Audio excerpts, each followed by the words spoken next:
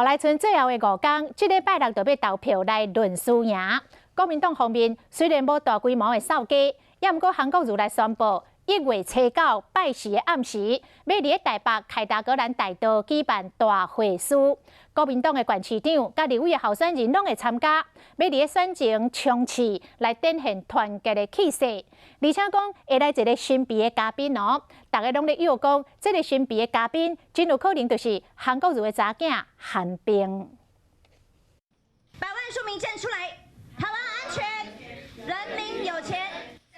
大选进入最后，国民党总统候选人韩国瑜宣布1月初9要伫台北开道举办大型的造势暗会。所有的支持韩国瑜的好朋友已经等这一刻等了非常长的一段时间。宴席的最后4句话，只等那信号一响，只等那信号一亮，我们就展开闪电攻击，打一场轰轰烈烈的胜仗。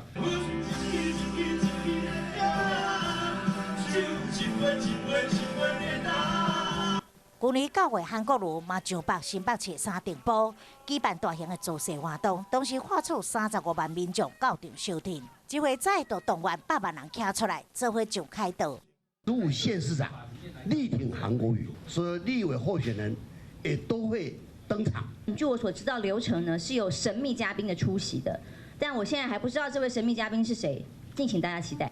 幕僚透露，当暗会有神秘的嘉宾现身，韩国瑜是不是甲太太李嘉芬、查囝韩冰全家再度合体？到时阵才会知。